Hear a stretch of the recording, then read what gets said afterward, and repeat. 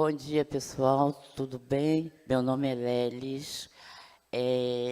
Eu vou cantar o samba de abertura do evento. Espero que vocês gostem.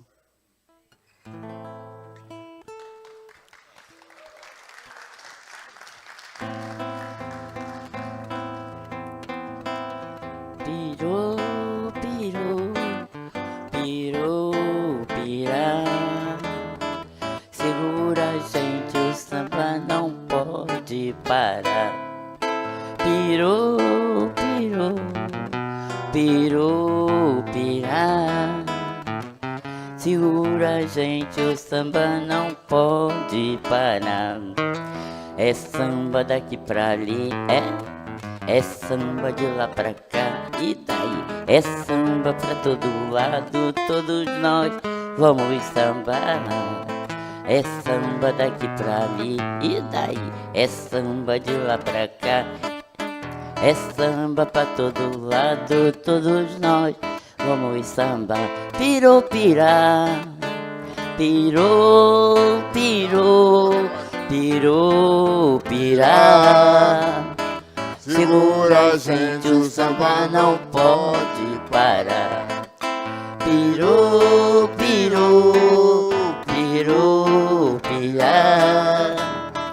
Segura, gente, o samba não pode parar. É samba daqui pra ali, é samba de lá pra cá, e daí? É samba pra todo lado, todos nós vamos sambar. É samba daqui pra ali, é samba de lá pra cá, e daí? É samba pra todo lado, todos nós vamos sambar. Alô, Marcelo! Pirou, pirou, pirá, pirou, pirou, pirá. Segura, gente, o samba não pode parar. Pirou, pirou, pirou, pirá. Segura, gente, o samba não pode parar. Não pode parar, não pode parar, não pode parar, não pode parar. Uma salva de palmas!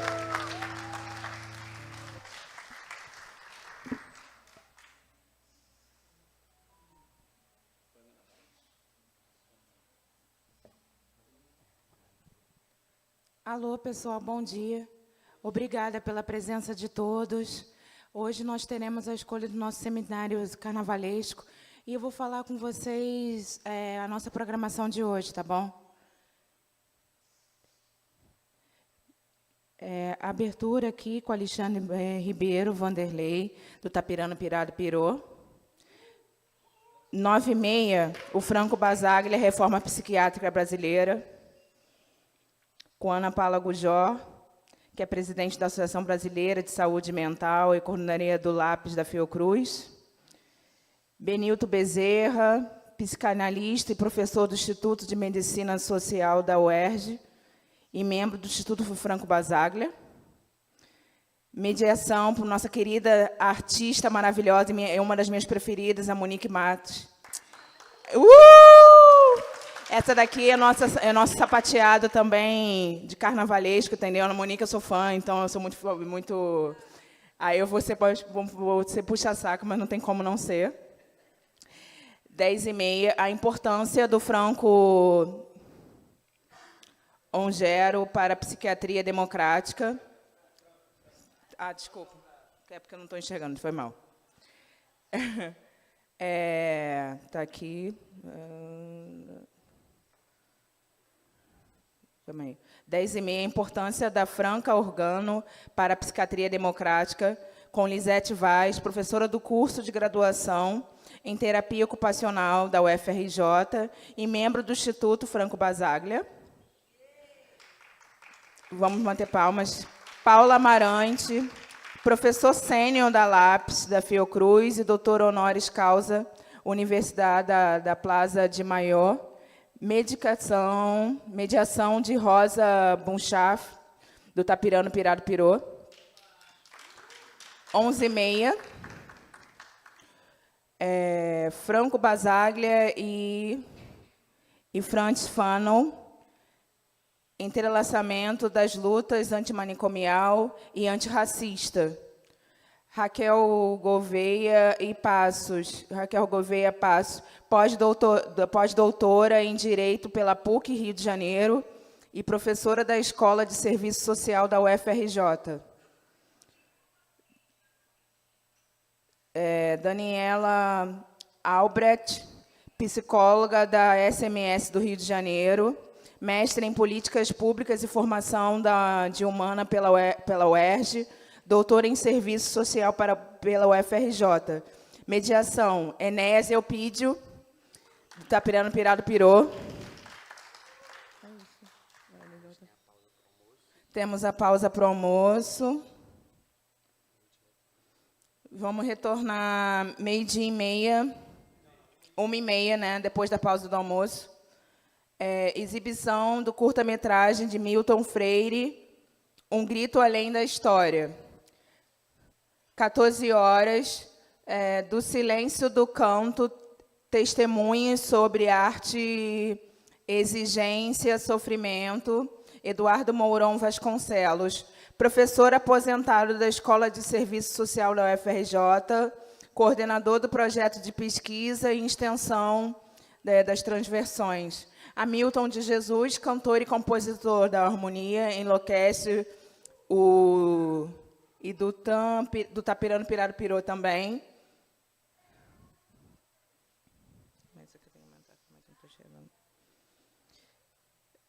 Keiki Avraham, artista usuário do CAPS Itapeva, de São Paulo. Mediação, Fernanda Tucci, Tapirano Pirado Pirô. 15h, A Chama Acesa de Franco Basaglia na construção da rede de atenção psicossocial. Claudiane Costa, formada em Filosofia pela UF, profissional do CAPS 3 de Franco Basaglia. Hugo Fagundes, superintendente de Saúde Mental e Secretaria Municipal de Saúde do Rio de Janeiro. Mediação, Edivaldo da Silva Nabuco, militante antimanicomial, coletivo Participação. E 16h, Ecos de Centenário do Franco Basaglia, O Cavalo Azul vai passar na Avenida Pasteur. Ruth Rocha, enfermeira, doutora em saúde coletiva pelo Instituto de Medicina Social da UERJ, membro do Instituto Franco Basaglia. Pedro Gabriel Delgado, diretor do Instituto de Psiquiatria da UFRJ e membro do Instituto Franco Basaglia. Mediação, Brandina Derner, do Tapirano Pirado Pirô, que é a nossa querida doutora Anise da Silveira, personificação total, um ótimo arquétipo, porque ela veste com a camisa, maravilhosa. Obrigada a todos, gente.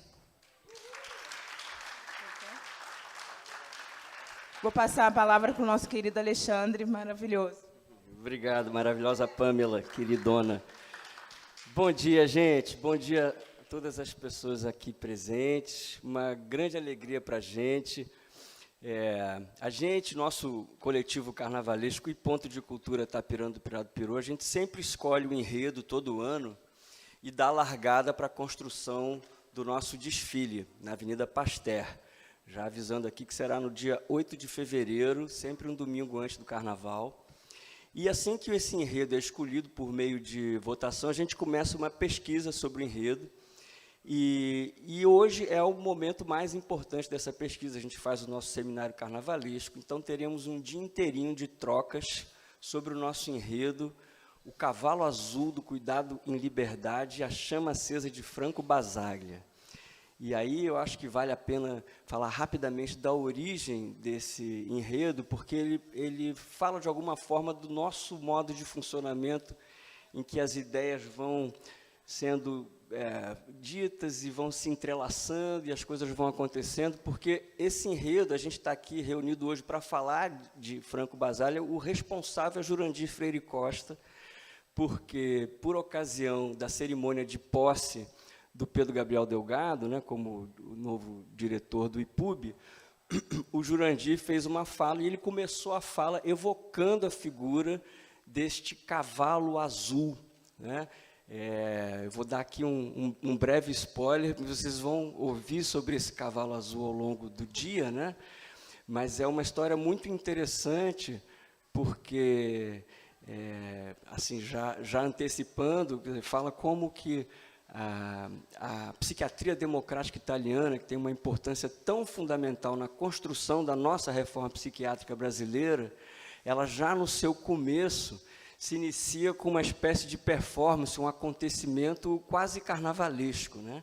Que é essa história do cavalo azul, né? Que o Benilton vai falar também sobre isso, né, Beni? Mas só dando esse início, né? A história de um cavalo real chamado Marco, que transportava cargas no manicômio de Trieste, e que, tradicionalmente, esses cavalos, quando não tinham mais força para transportar a carga, eles eram sacrificados. E os internos de Trieste se mobilizaram para salvar a vida desse cavalo chamado Marco. Conseguiram escrever uma carta para a direção e tudo mais, e, né, com o trabalho, né, dos internos, junto com um artista plástico que era primo do Basaglia, construíram um grande cavalo azul de papier-mâché e madeira, e fizeram um cortejo pela cidade de Trieste. Então, assim, é um pouco sobre essa história de que luta antimanicomial e carnaval tem tudo a ver. Isso foi em 1973 e estamos aqui hoje, né? A gente já vinha muito encantado com esse símbolo do cavalo azul, né?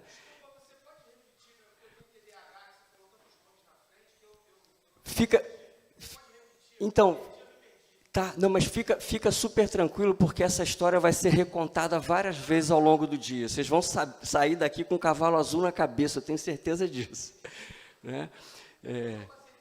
Eu sei. Mas então é isso. E aí Ruth Rocha estava no auditório, ficou tocada por esse tema e trouxe como sugestão de enredo, ganhou o maior número de votos. E antes mesmo da Ruth trazer a ideia, a gente já estava com vontade de construir o nosso cavalo azul, a nossa alegoria. Então já fica aqui o convite para quem quiser construir esse cavalo junto com a gente, né? Todas as atividades do bloco são abertas a quem quiser participar. E eu vou falar um pouquinho, ainda não, do nosso ponto de cultura, mas justamente só fazer um agradecimento aqui público em nome do coletivo, pelo fato de que, nesse ano, a gente reativou o nosso ponto de cultura, que estava paralisado há muitos anos por falta de financiamento. Então, a gente quer agradecer de coração algumas entidades responsáveis por isso, a começar pela Agência de Iniciativas Cidadãs, lá de Belo Horizonte, a Fiocruz, a Escola Nacional de Saúde Pública e LAPS, que são parceiros de longa data, e é importante mencionar os nomes de Paulo Amarante, Leandra Brasil, Ana Paula Gujor, que, em articulação com os mandatos de Flávio Serafini e Talíria Petroni, parlamentares comprometidos, né, compromissados com a causa de uma sociedade sem manicômios, que permitiram a reativação do nosso ponto de cultura.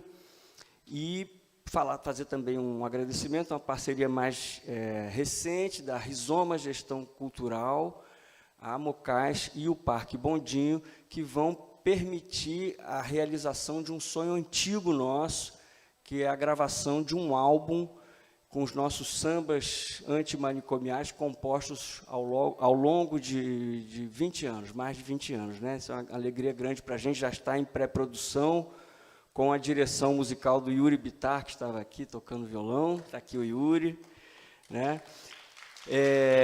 Então, pode colocar, Thaís. Então, bom, as oficinas do Ponto de Cultura, só para... Eu esqueci de dizer uma coisa, né, um pouco a razão de ser. A gente faz essa pesquisa sobre o enredo para elaborar um texto, uma sinopse, que vai servir de base para a criação dos sambas que vão concorrer no nosso concurso no Rio Cenário. Vai ser dia 18 de janeiro, no Rio Cenário, e é um concurso aberto a quem quiser participar, né? usuários, usuárias, trabalhadores da rede pública de saúde mental, mas também pessoas que estão fora do campo da saúde mental, sempre super bem-vindos, né? E esse samba, e também essa sinopse, serve para a construção das alegorias e fantasias desse enredo. Então, o nosso ponto de cultura que foi reativado, ele está com 4 oficinas já em funcionamento, né? Então, a gente tem a oficina itinerante de sapateado do samba e percussão corporal, que é um trabalho lindo de pesquisa da Monique Matos, com apoio do nosso querido Oswaldo Luiz Maia, do nosso Ponto de Cultura.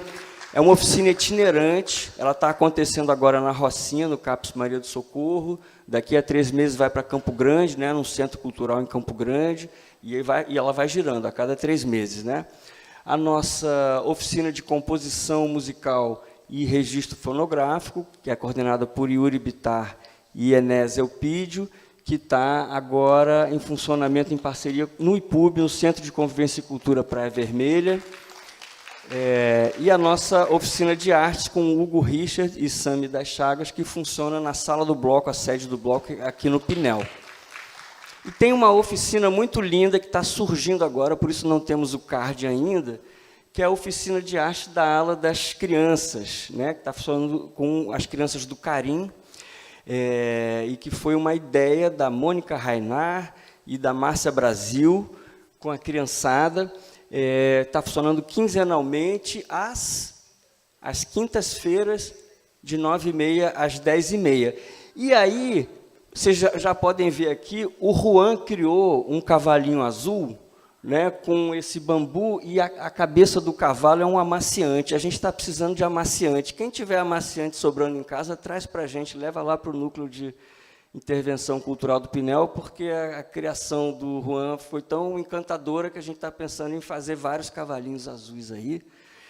Então é isso, gente. Então vou chamar a Monique Matos para a gente começar. Tem um ótimo dia de seminário, de trocas. Vamos lá. Bem. Bom dia, pessoal. É uma alegria estar aqui, sempre reencontrando os amigos nesses ritos de carnaval, que duram um ano inteiro, né? Então, eu me chamo Monique Matos, para a mesa Franco Basaglia e a Reforma Psiquiátrica, convido Ana Paula Gujor, tá certo, não? Gujor, e Benilton Bezerra. A Ana Paula é coordenadora do LAPS Fiocruz, presidente da Associação Brasileira de Saúde Mental.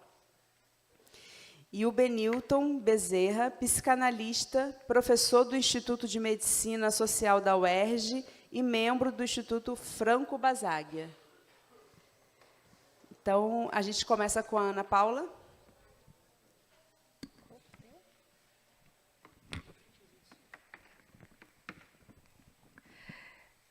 Olá, bom dia a todo mundo aqui, muitos amigos queridos de longa data. É um prazer estar aqui nessa casa, que contribuiu tanto para a minha formação. Eu fiz a residência aqui no Instituto de Psiquiatria, participei de muitas coisas. Estou vendo aqui a Abimael, Denise, queridos, e muitos outros queridos que eu não está dando para ver todos, que eu sou míope.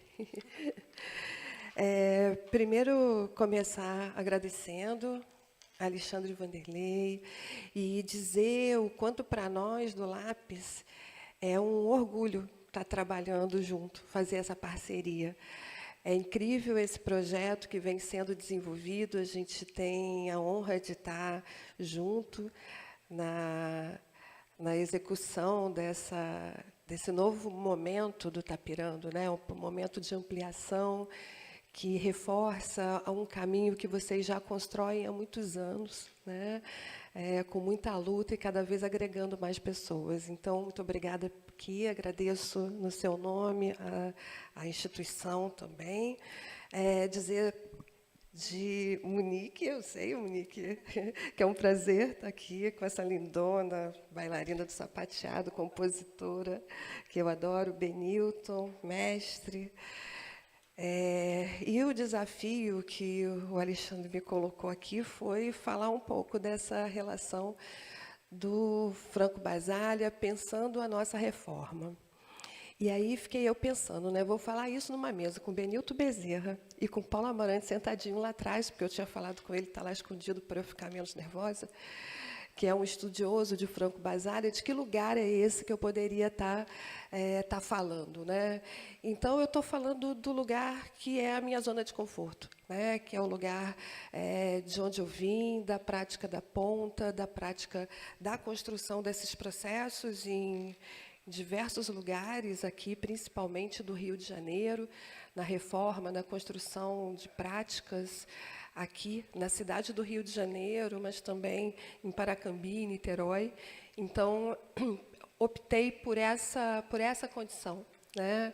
Condição que muitas vezes me reporta a Gorizia, né? Assim, me reporta nas leituras sobre Gorizia, eu nunca estive lá, aonde em Paracambi eu lembro que uma turma muito jovenzinha sonhava, na década de 90, em fechar aquele grande hospício, construir uma rede de cuidado que tirasse aquelas pessoas daqueles lugares de tortura e sofrimento, como eram o Hospital Paracambi e a Casa de Saúde do Otoeiras.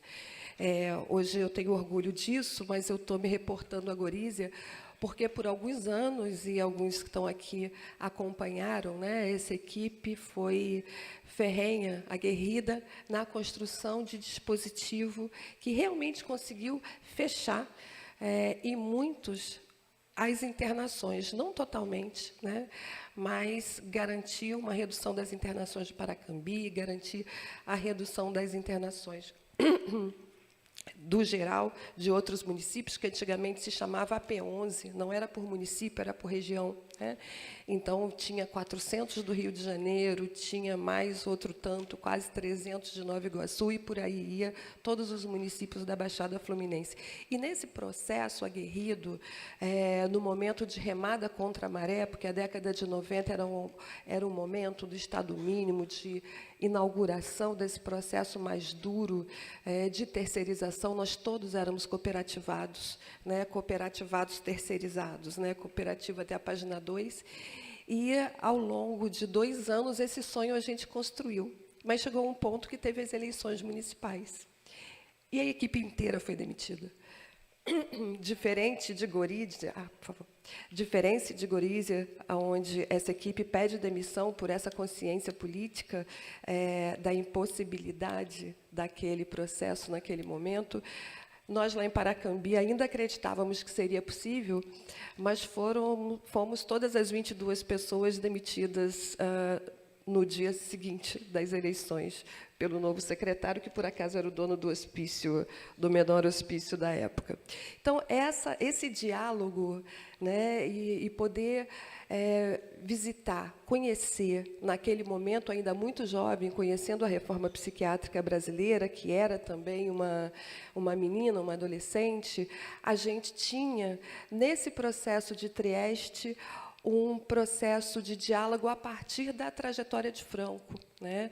Dele nesses caminhos de Gorizia, nessas idas aos Estados Unidos, do retorno e de um sucesso numa efetiva construção de um lugar acolhedor, um lugar em liberdade para o tratamento dessas pessoas. Então, eu resolvi fazer um pequeno texto, que eu vou ler de uma forma dialogada com vocês, de modo a eu não me perder, né? Eu vou pedir para Monique me avisar quando faltar uns 5 minutinhos, tá? Para eu não passar muito do tempo.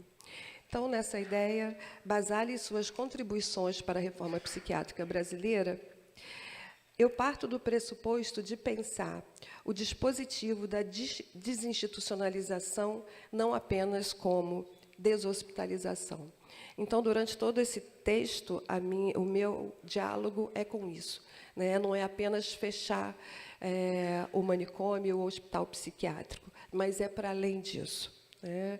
Então, pensando na trajetória pessoal do Basaglia, né, da sua saída desse espaço da universidade do trabalho em Gorizia, da sua vivência nos Estados Unidos e posterior retorno a Trieste, e as repercussões das transformações implementadas, o fez uma das maiores influências mundiais na luta pela ruptura com o paradigma psiquiátrico tradicional.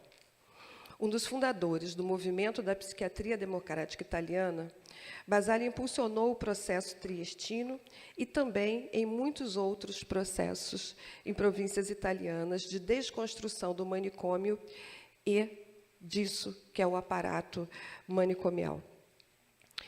Ele definia a ruptura com o paradigma psiquiátrico tradicional como desconstrução de concepções, de valores, em prol de uma reconstrução.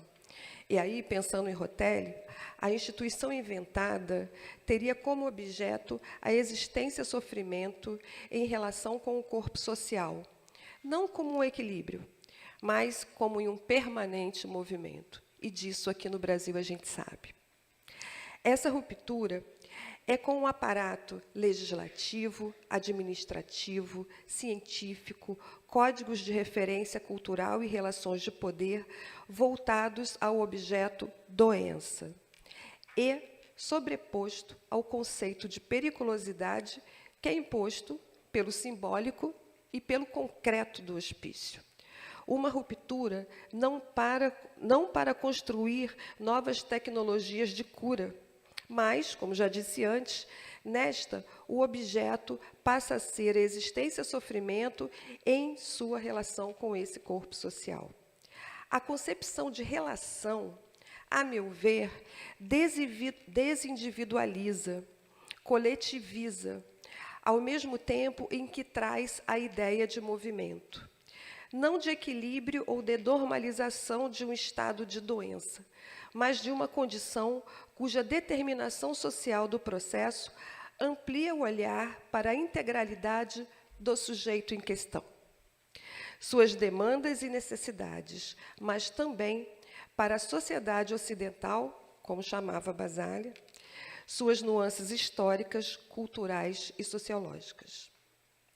Neste diálogo, a ruptura com o paradigma fundante, o paradigma clínico, foi o objeto da desinstitucionalização. Buscou recomplexificar o que as instituições haviam simplificado. Neste caminho de construção, traz o paradoxo de uma intervenção. E aí, a partir de Basaglia, essa intervenção, esse paradoxo da intervenção. A instituição é contemporaneamente negada e gerida. A doença é contemporaneamente colocada entre parênteses e curada. A ação terapêutica é refutada e executada. E eu acho que todos aqueles que trabalham nesse processo de fechamentos manicomiais e construção de redes extra-hospitalares vivenciam esses paradoxos. É aquilo que existe enquanto se busca desconstruir e é aquilo que se institui com novas invenções, com novos caminhos, muitas vezes não tentado antes. E aqui agrego o aspecto estruturante na concepção sobre este sujeito. Como sujeito de direitos, a relação de tutela é substituída pela relação de contrato. Esse é um grande desafio. E eu digo dizer em palavras mais populares, a nossa casca de banana em que muitos vivemos escorregando. Franco Basaglia, nascido em Gorizia em março de 24 e falecido em Veneza em agosto de 80, aos 56 anos. Ele veio ao Brasil por 3 vezes entre os anos de 78 e 79.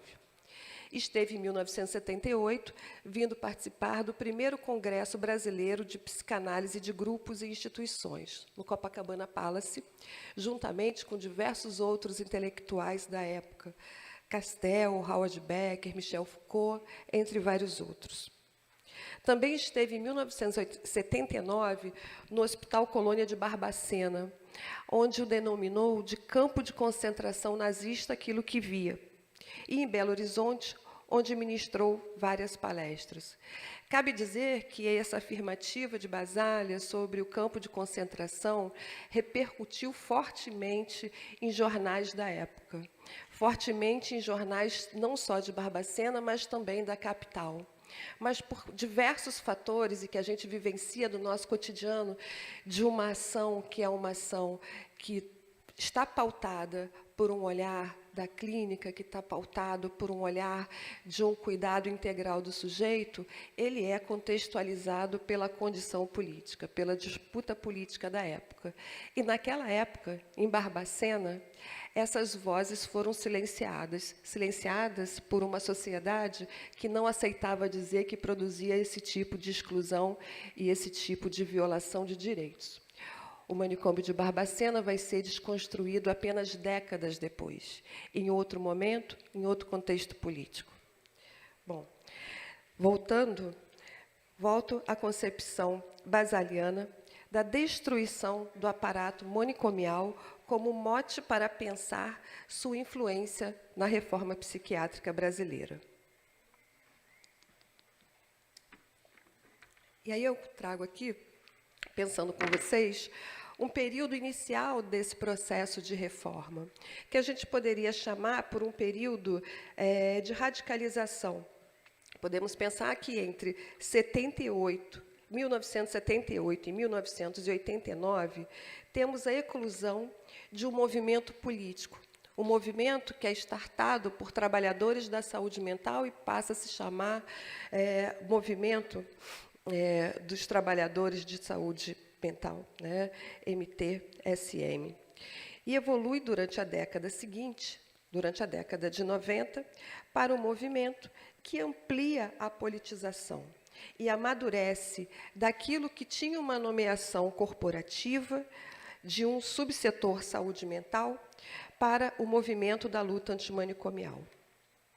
Ao afirmar que, palavras de Basaglia, a consciência das transformações advém das práticas efetivas no campo político e social, influencia na compreensão de um movimento antimanicomial plural, que agregou setores sindicais, movimentos sociais diversos e não restrito apenas àquilo que chamamos setor saúde mental ou a psiquiatria, dos trabalhadores do campo da psiquiatria.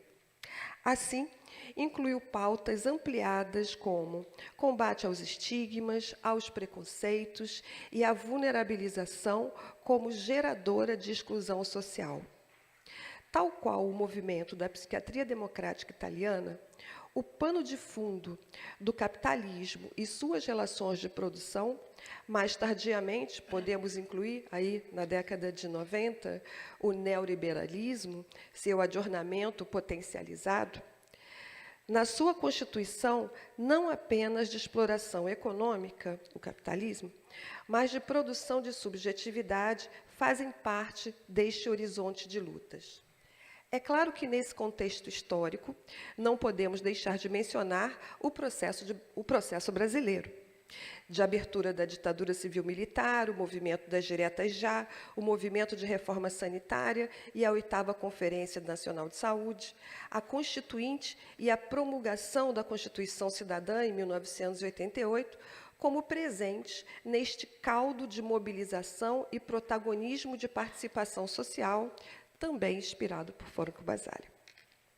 Mas, voltando à assertiva de Basaglia, sobre as práticas no campo político e social já apontadas por ele, na Carta de Bauru, em 1987, escrita quase uma década, 7 anos, após sua morte, estes preceitos são afirmados e, neste momento, o lema "Por uma sociedade sem manicômios" ratifica essa concepção.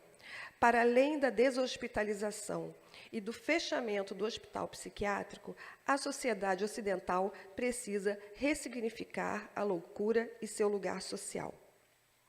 Considerando que é através do estigma que a loucura é vista como doença mental e sobre ela foi produzido um arcabouço legislativo, administrativo, científico, além de uma cultura e relações de poder voltadas para o objeto doença, e seus duplos de periculosidade e incapacidade, ou irrecuperabilidade, como diria Basaglia, a desconstrução do paradigma psiquiátrico passaria pela atuação em dimensões para além da técnica, para além da clínica. E por isso resgato aqui as dimensões de um dos principais, concebidas por um dos principais teóricos sobre a reforma psiquiátrica e estudioso de Franco Basaglia, Paulo Amarante, que de forma didática concebe as dimensões teórico-conceituais, técnico-assistencial, jurídico-política e socioculturais como dimensão da reforma psiquiátrica brasileira e ajuda nessa compreensão do que nós estamos falando sobre esse processo político, social e de cuidado. Pensando aqui na reforma psiquiátrica brasileira, a influência de Basaglia deu-se não apenas a partir da organização dos movimentos antimanicomiais e na perspectiva de ruptura, como desinstitucionalização, através de um processo social complexo, tendo a destruição do aparato manicomial, não apenas do manicômio, como eixo condutor da negação das instituições asilares e da psiquiatria como ideologia.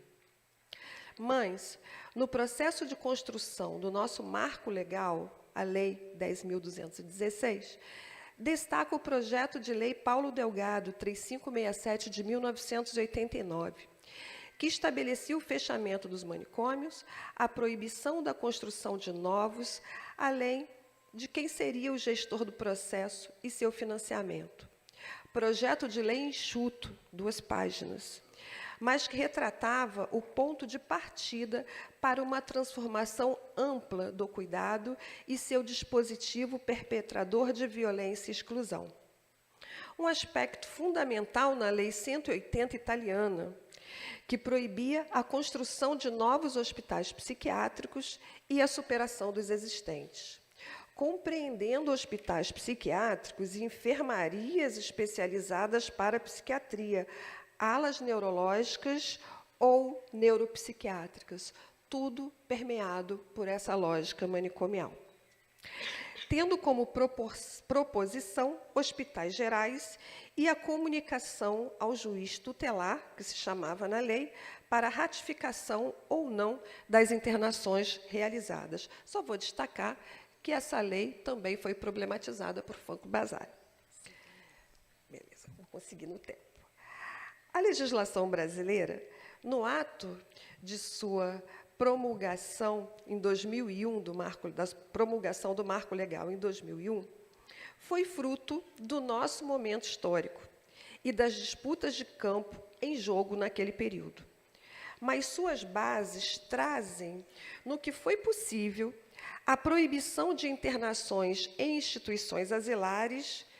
Nós que lutemos para dizer o que são asilares ou não até hoje. Exatamente. Esse é o campo de luta.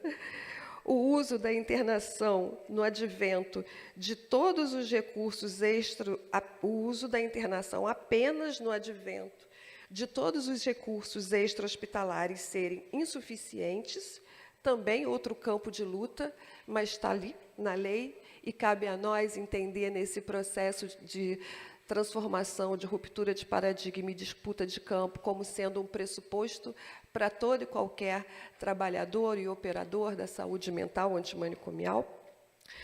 E a comunicação obrigatória das internações involuntárias ao Ministério Público, ou seja, a submissão ao monitoramento externo à psiquiatria.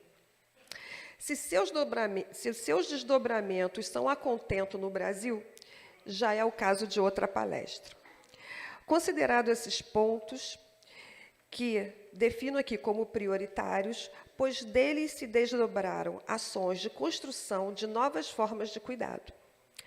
A concepção de território e do direito à cidade, que se configura em intervenções não restritas às ações dos serviços, território de abrangência inserção territorial, ação comunitária são elementos importantes e orientadores da Política Nacional de Saúde Mental e na atuação no cotidiano dos serviços.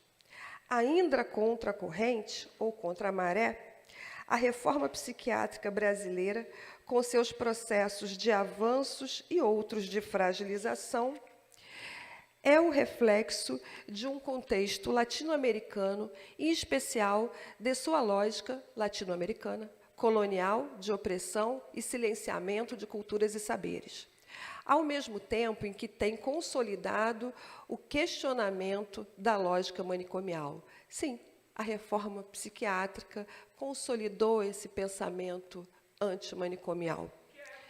Assim, a gente vai falar depois, para eu esperar o colega falar também, aí depois a gente discute sobre isso melhor, mais detalhadamente, tá bom? Ao mesmo tempo em que tem consolidado o questionamento da lógica manicomial como parte da luta.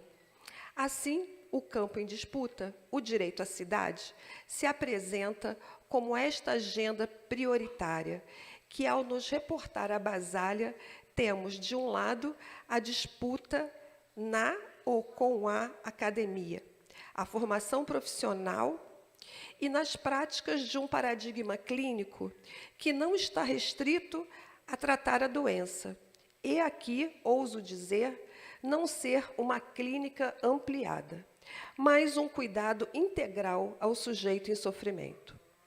Compreender o direito ao trabalho em suas várias configurações, a arte e a cultura como expressões de protagonismo, a renda básica, a moradia digna, a educação como parte estruturante do cuidado, ainda caminha a passos lentos, seja na priorização da incorporação de práticas e políticas intersetoriais, no atravessar as portas dos serviços rumo à articulação com os territórios, comunidades e seus recursos, ou no diálogo social contra a patologização da vida. Hoje, nossos manicômios estão no controle de corpos vulnerabilizados pela pobreza, pela violência de Estado e pelo racismo estrutural e suas diversas apresentações de exclusão e opressão da diversidade. Mas, na reforma psiquiátrica brasileira, sempre em movimento, a diversidade como potência, a luta contra a desigualdade social e a necessidade de transformar a sociedade para a inclusão da loucura, ainda tem em Basália um grande e poderoso mestre. Obrigada.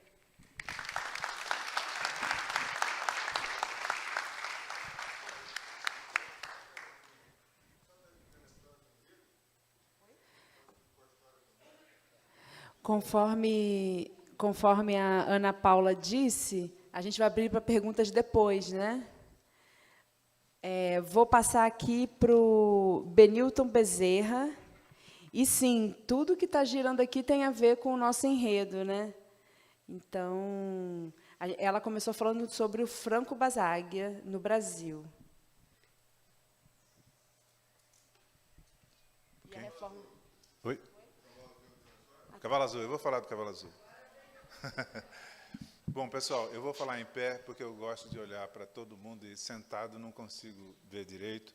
Eu vou retomar a conversa de onde a Paula nos deixou e falar um pouco assim sobre o que o Xande disse no início, né? Essa escolha sugerida pela Ruth, ela é perfeita.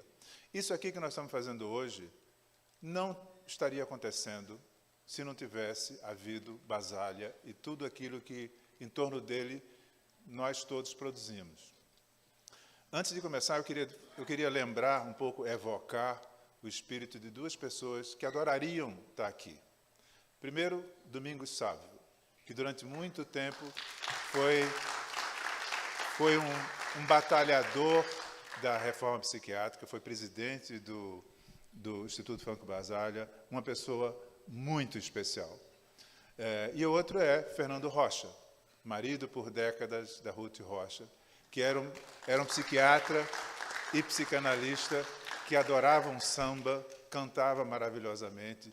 Então, fez um disco só com as músicas do Cartola. Então, eu acho que o espírito dos dois está aqui entre nós. Bom, respondendo um pouco àquela pergunta que foi feita, o que é a reforma psiquiátrica e a coisa do mito, o que o cavalo tem a ver com a reforma psiquiátrica e com o bloco Tapirando. Vamos voltar um pouco no tempo.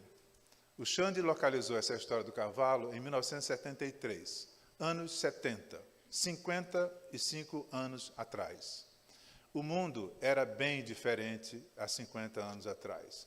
Ainda havia, por exemplo, impérios coloniais na África.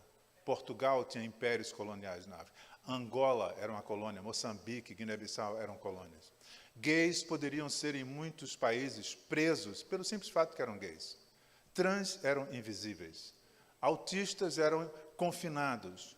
Mulheres podiam ser mortas pela legítima defesa da honra, e quem matasse uma mulher pela legítima defesa da honra não era preso, era absolvido. Os exemplos são muitos. Os anos 70, eles viram o surgimento de muitos dos movimentos de transformação social que hoje mudaram o mundo que a gente vive. Foi a década em que floresceu o movimento feminista, cresceu, e hoje em dia o lugar das mulheres no mundo não é igual ao dos anos 70. Não é igual. É muito melhor, é muito mais forte. Foi a época, então, que o movimento gay iniciou a sua emergência e que resulta no movimento LGBT hoje em dia. O movimento dos deficientes, que simplesmente inexistia. A luta contra as colônias na África, que acabaram na década de 70. Não há mais colônias de impérios europeus no mundo inteiro. E foi havia também os hippies, os estudantes no Brasil e na Europa e nos Estados Unidos, que lutavam contra o cinismo das classes dominantes, os controles excessivos sobre a vida política, a vida sexual. Os anos 70 foram uns anos de muita movimentação. E é nesse caldeirão de movimentação e de ideias efervescentes que a gente precisa entender a figura do Basaglia. Porque o Basaglia já era um psiquiatra experimentado nos anos 70, e na psiquiatria também houve muitos movimentos de transformação. Mas Basaglia era especial. Em que sentido ele era especial? Havia gente que queria transformar a psiquiatria, vamos dizer assim, tecnicamente por dentro. Fazê-la menos opressiva, melhorando as enfermarias, melhorando os medicamentos, ampliando o acesso aos tratamentos psiquiátricos, humanizando, digamos assim, o sistema psiquiátrico. Basaglia enxergou mais longe. E ele disse, o nosso problema não é a loucura, porque a loucura faz parte da experiência humana. Em maior ou menor grau, todos nós, de médico e louco, todo mundo tem um pouco, é a pura verdade. Caetano Veloso, de perto ninguém é normal, é a pura verdade. Então Basaglia disse, olha, o problema da psiquiatria não é a loucura.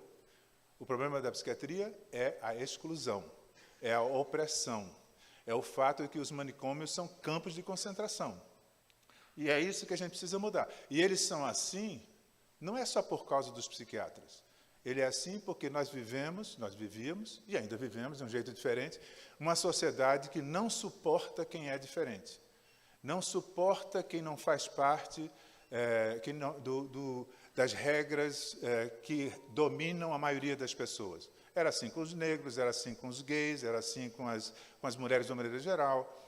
Então, o que caracteriza a reforma psiquiátrica, respondendo à pergunta, a reforma psiquiátrica foi um movimento criado, primeiro, na Itália, num movimento que se chamou primeiro Psiquiatria Democrática, e esse democrática é muito importante sublinhar.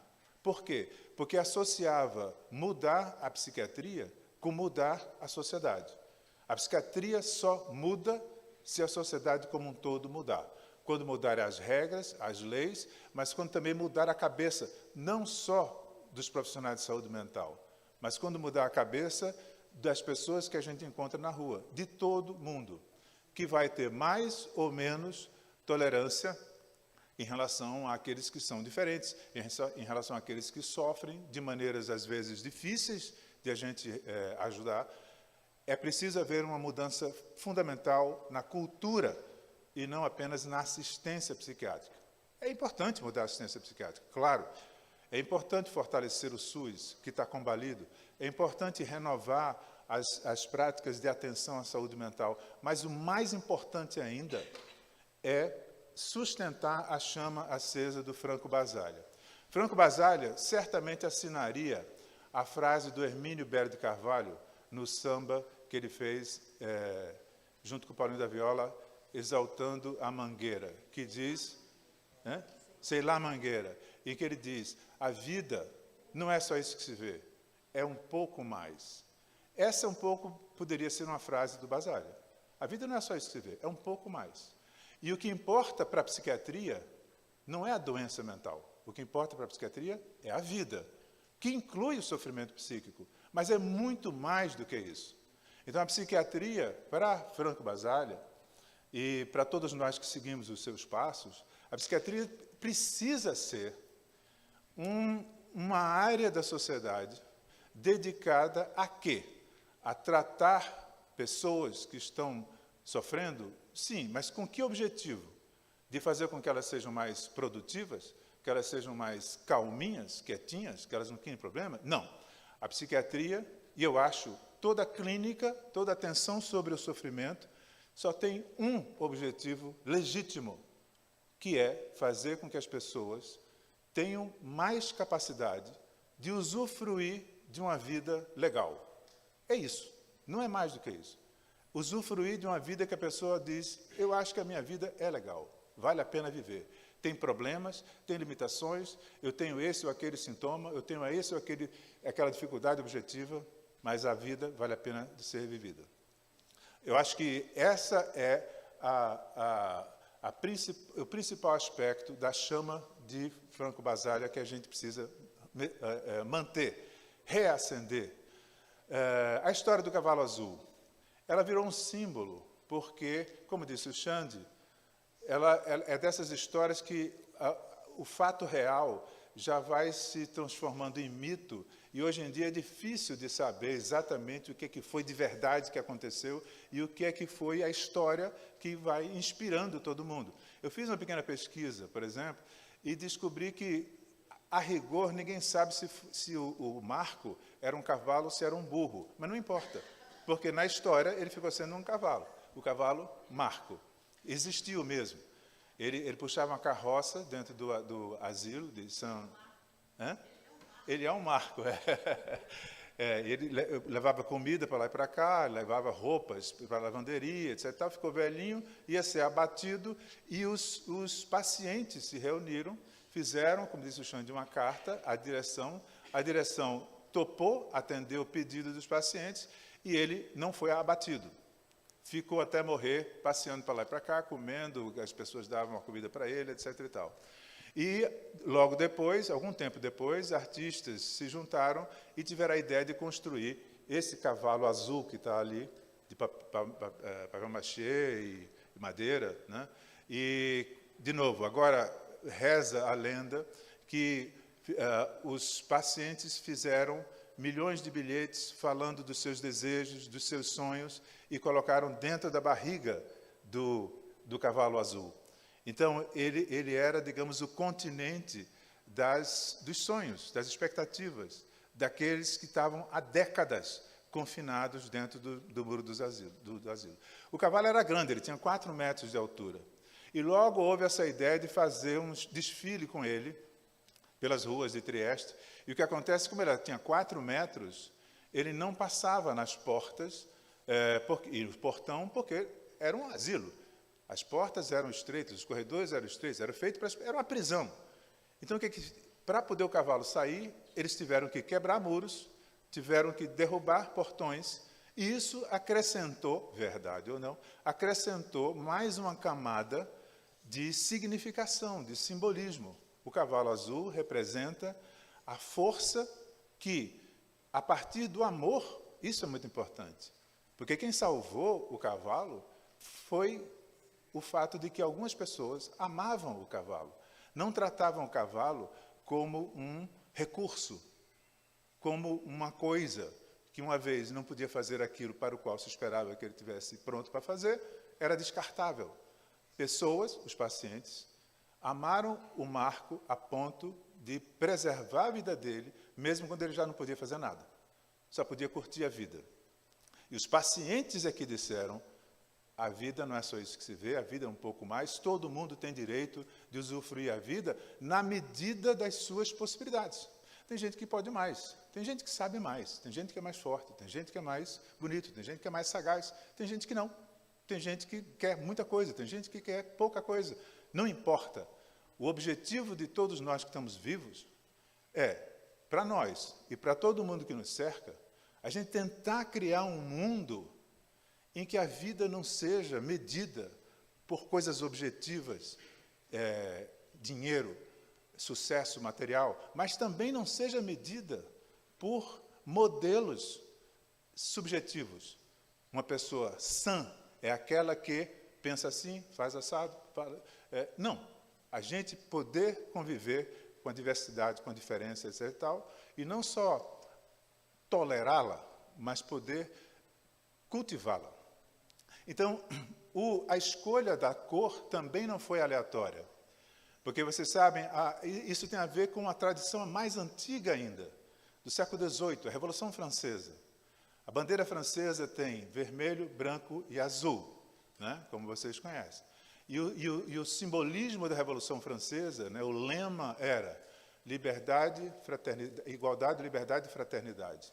E essas cores, essas três cores, o branco representa a igualdade, o vermelho representa a fraternidade, a solidariedade, a emoção, e o azul representa a liberdade.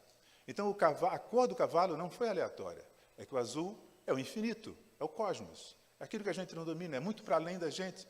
A liberdade é azul. E o cavalo azul da liberdade virou uma espécie de símbolo do que representa o espírito da reforma psiquiátrica, que é a de lutar pela possibilidade de exercício da liberdade de todo mundo, mesmo daqueles que têm dificuldade em exercê-la. É a gente garantir isso. Bom, por que é tão importante, e eu acho muito feliz essa escolha desse tema? Porque, hoje em dia, o mundo mudou. O manicômio de hoje, a gente pode encontrar ainda manicômios como os que os mais velhos aqui encontramos. Eu, Paulo, mesmo Xande, Fernando, né, Lisete. A gente encontrou exatamente coisas. O Pinel era assim. O Pinel era assim. O CPP2 nem se fala. Eu e Paulo Amarante demos plantão muitas vezes no Centro Psiquiátrico Pedro II, e em condições que vocês hoje em dia teriam dificuldade de imaginar. Para vocês terem uma ideia, nem todo mundo sabe disso, né? Eu aprendi no CPP2 o que era o puladinho e o... Eram duas coisas. O puladinho, sabe o que era? Era o SCT, o eletrochoque, dado em pé no paciente, como castigo, como punição. Fazer a fila de pessoas e tum! E como você sabe, o eletrochoque dado desta maneira provoca convulsões e o sujeito ficava pulando. Imagine isso. Imagine isso. Acontecia. Quando eu e Paulo estávamos lá no CPP2, tinha um hospital que tinha um diretor que se orgulhava de dizer para a gente que ele tinha quebrado o recorde de eletrochoques dados no ambulatório. Agora esqueci o nome, o Paulo, que tem memória de elefante, certamente vai lembrar dele. E ele, Miguel Calili Júnior, vou dizer, já morreu e merece ser nomeado. Ele se achava o máximo. No hospital que ele era o diretor, ele espalhava cartazes em prol dele mesmo, com frases muito profundas, do tipo, aos pacientes, vírgula, primeiro atender. Profundidade incrível. Assinado Miguel Calili Júnior. Se perguntar ao Paulo, ele vai ter histórias desse tipo até de noite. Mas, enfim, era essa maluquice. Então, esse tipo de asilo a gente encontra no Brasil. Mas... E o quê?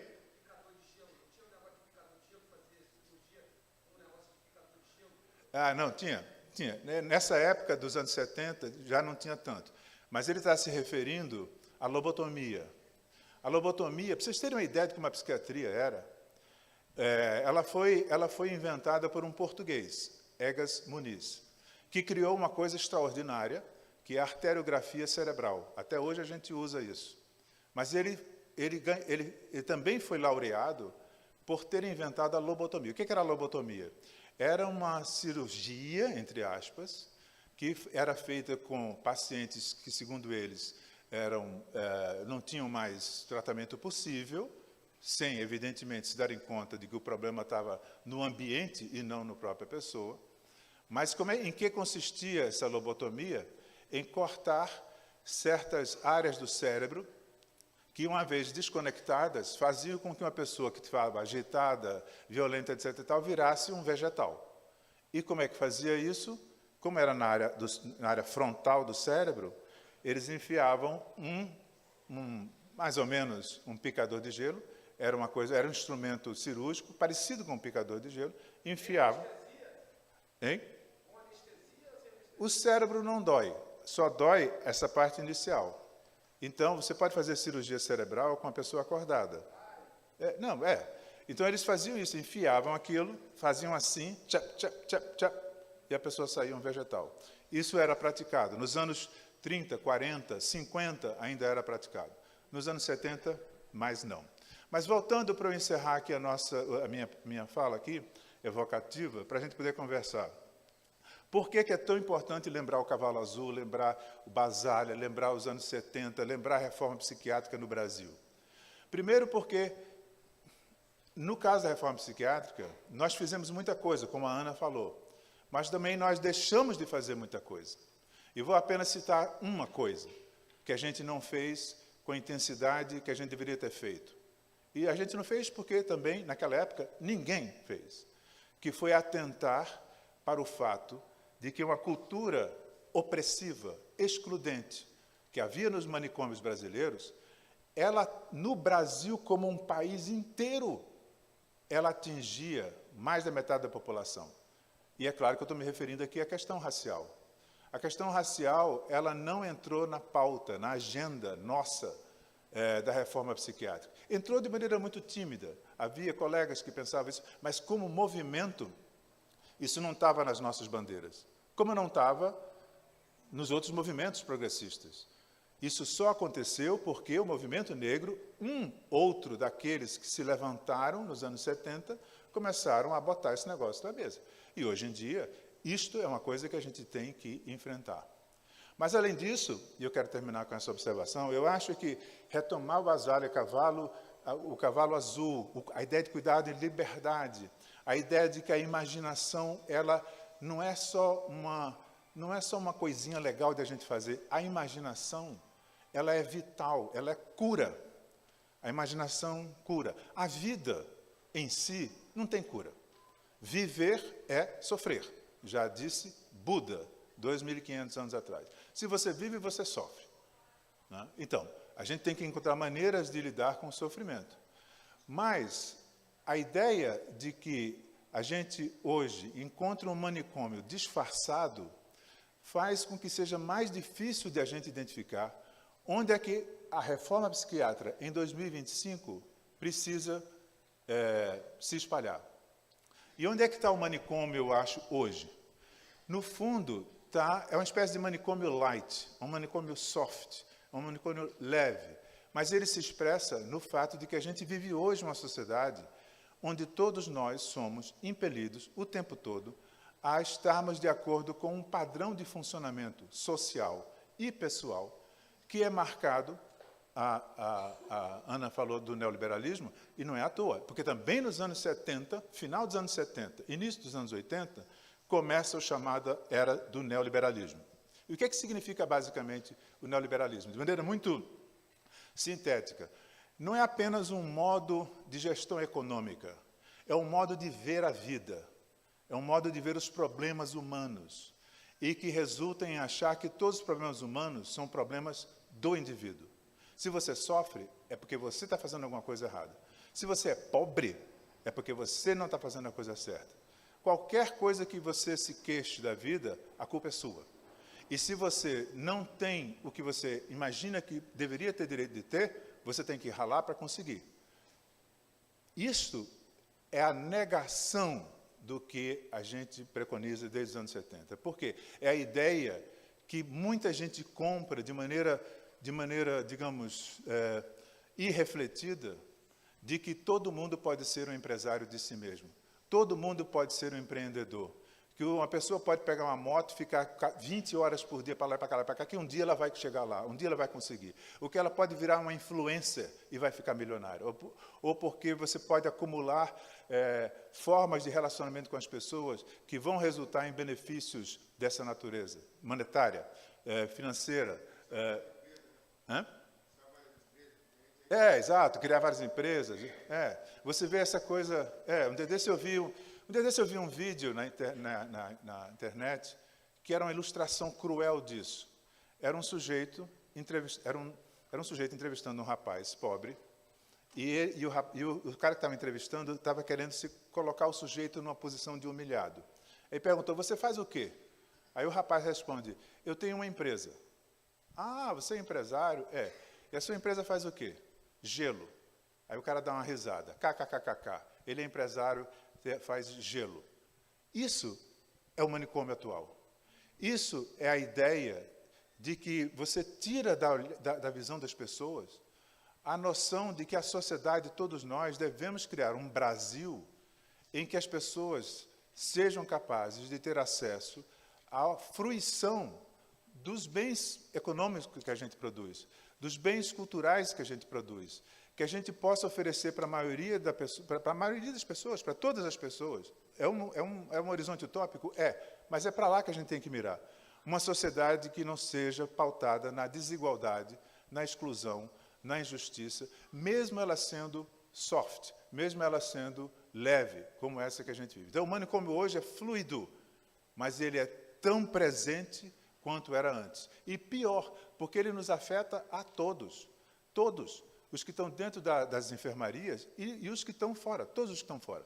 Então, lembrar de Basália, lembrar da liberdade, lembrar da imaginação e lembrar da festa como não só uma celebração, mas da festa como um modo privilegiado de a gente se ligar à vida, é fazer parte do movimento da reforma psiquiátrica renovada.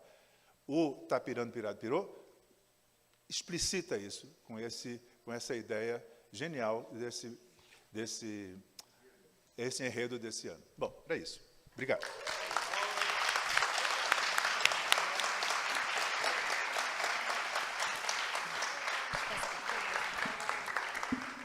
Que falas lindas.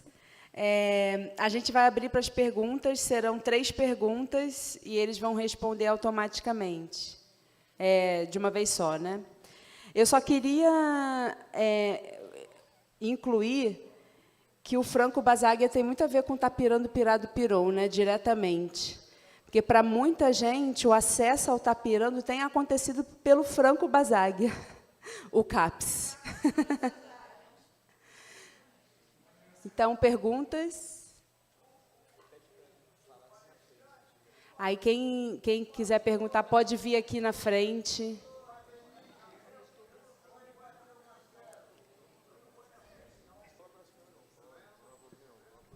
Bom dia. Fica aqui do meu lado. Bom dia, obrigada, em primeiro lugar, pela oportunidade. Eu estava refletindo, a partir dessa iniciativa de escolher o cavalo azul, né? E eu estava pensando, lembrando da Nise, porque o cavalo azul, quando a gente para pensar na história dele, lá em Trieste, dos pacientes que se importaram com aquele cavalo que ia ser abatido, eles mudaram o destino desse cavalo, né? E eu, como uma paciente psiquiátrica que passei por 16 internações, que tomei choque no IPUB, que sofri, que chorei agora ouvindo a história, porque lembrei de situações minhas, lembrei da minha avó, que chegou ao ponto de cometer o suicídio, de tanta dor que sofreu, de tanta exclusão, de tanto preconceito. Eu fico pensando que o cavalo mostra também, como Nise já dizia lá atrás, a importância do animal. Eu tenho 43 anos, eu sou bipolar, sou borderline, e eu não tenho dúvida alguma de dizer para vocês que os momentos mais felizes da minha vida são ao lado dos meus animais, que eu resgatei todos. Eu tenho um cachorro, 5 gatos e 2 tartarugas. E se eu pudesse, eu teria um cavalo.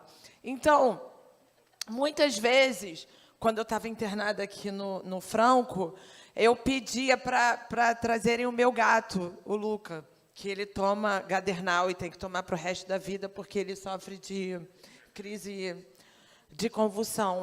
Há pouco tempo ele começou a ser medicado, e eu falei, poxa, eu não tive filho para não nascer com transtorno mental, fui adotar os bichinhos que eu tenho que dar Gadernal, é sacanagem. Mas, enfim, que bom que tem o Gadernal para ele poder ficar bem. E é isso, eu queria que todo mundo que está aqui, seja paciente ou psicólogo, que possa pensar sobre isso. Porque muitas vezes eu enfrentei muita rejeição dessa situação da gente poder cuidar dos gatinhos, os gatinhos que tem no Pinel, de colocar a ração. Eu poderia estar aqui falando sobre a Casa Tuxe, do trabalho que eu desenvolvo, de geração de renda para paciente psiquiátrico, mas o que me tocou, o meu coração de vir aqui falar agora, é sobre essa situação do animal mesmo, porque a gente está falando de uma coisa que tocou o coração daqueles pacientes, que movimentou eles ali, que eles foram lá, falaram com a direção e mudaram o destino daquele cavalo. Então, quantos animais não podem estar fazendo bem? Aqui no campus mesmo, os gatos, e a gente pode estar pensando nisso, vocês como profissionais da saúde mental, que podem estar trazendo isso mais vivo mesmo, sabe? O CAPES, ele pode ter isso.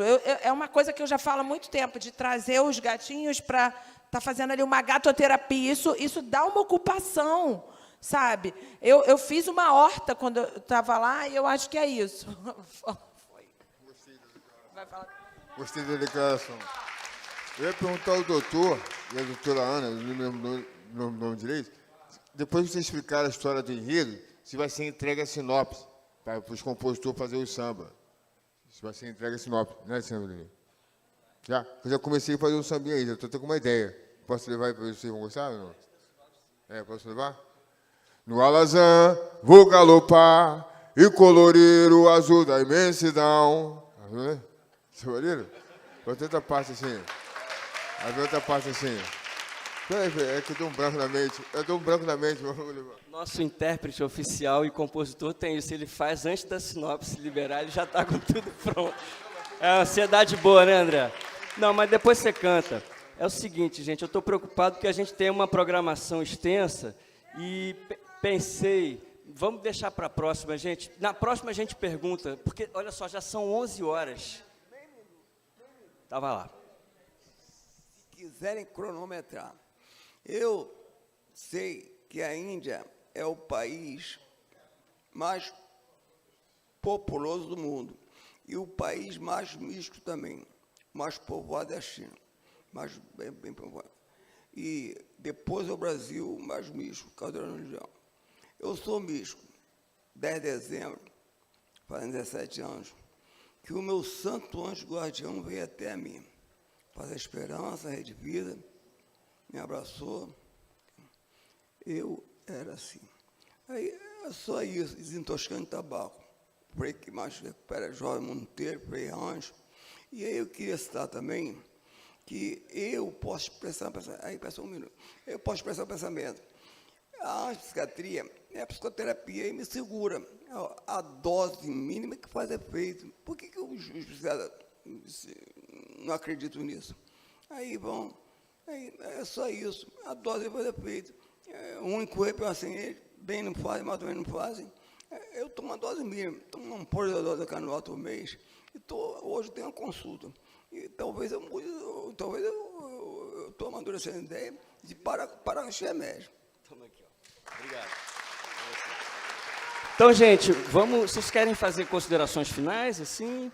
Tá bom? Então, agradecer muito a participação da Ana Paula Gujor, Benilton Bezerra, incrível. E chamar, então, a próxima mesa, Lisete Vaz, Paulo Amarante, por favor, com a mediação da Rosa. Cadê a Rosa?